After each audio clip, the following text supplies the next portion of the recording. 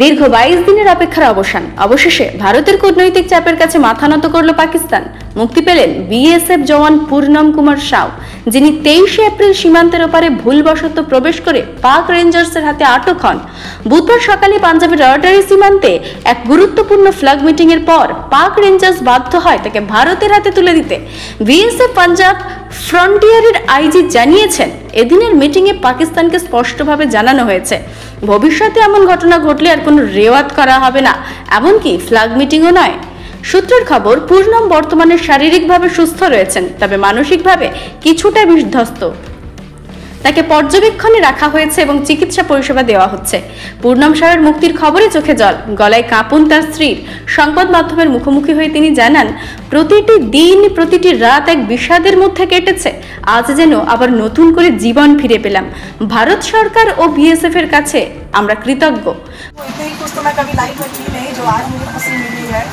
पति मेरे सही सलामत इंडिया चले आए हैं। भगवान मेरे दुश्मन को भी ऐसा दिन ना दिखाए भाई। आज जो मैं चीज़ झेली हूँ, कहीं ना कहीं मेरे हस्बैंड भी बहुत परेशान थे। कॉल करते ही वो रोने लगे, तो कहीं ना कहीं उनको भी बहुत टेंशन थी मेरे परिवार कैसे है। हम लोग कितने लोगों के बीच है, वो तो अकेले थे वहाँ पे, तो वो भी बहुत रो रहे थे ऐसे कारण।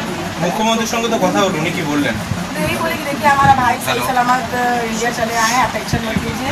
हम लोग जो प्रॉमिस किए थे अपना वादा में आए हैं और आपको टेंशन नहीं। পূর্ণমের বাবার সঙ্গে ভিডিও কলে কথা বলে বিজেপির রাজ্য সভাপতি ডক্টর সুকান্ত মজুমদার তিনি পরিবারকে আশ্বস্ত করে বলেন, ভারতীয় সেনা ও বিএসএফ এর গৌরব সবসময় আমাদের শিরোমণি।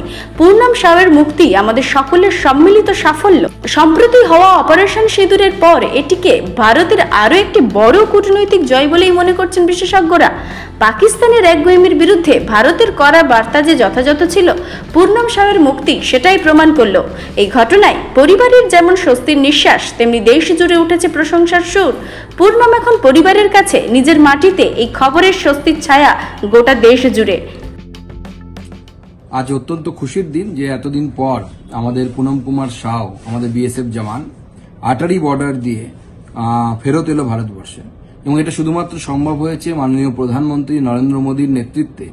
এই যে আমরা যেটাকে বলি পরিবর্তিত ভারতবর্ষ, যে ভারতবর্ষ কোনো তার জওয়ানকে যদি কেউ অ্যাবডাকশন করে বা ধরে নিয়ে যায়, তার পরিবর্তে সেই দেশের জওয়ানকেও ধরে প্রয়োজনে সীমা পার করলে পরে তাদেরকে ধরে ভারত আটকে রাখে এবং তাদের সাথে বিনিময়ের প্রথার মতো নিজের জওয়ানকে নিজের দেশে, নিজের স্ত্রীর কাছে, নিজের পরিবারের কাছে ফিরিয়ে দেওয়ার মতো সাহস সেই ভারতবর্ষ রাখে।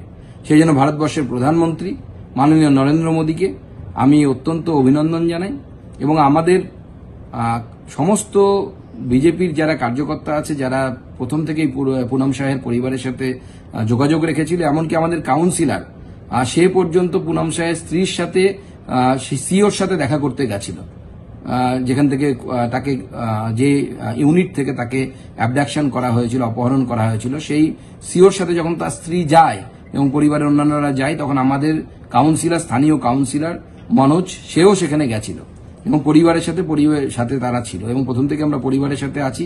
আমি নিজে কথা বলে তার স্ত্রীকে আশ্বস্ত করেছিলাম যে আমরা পূর্ণম সাউকে ফেরত আনবই।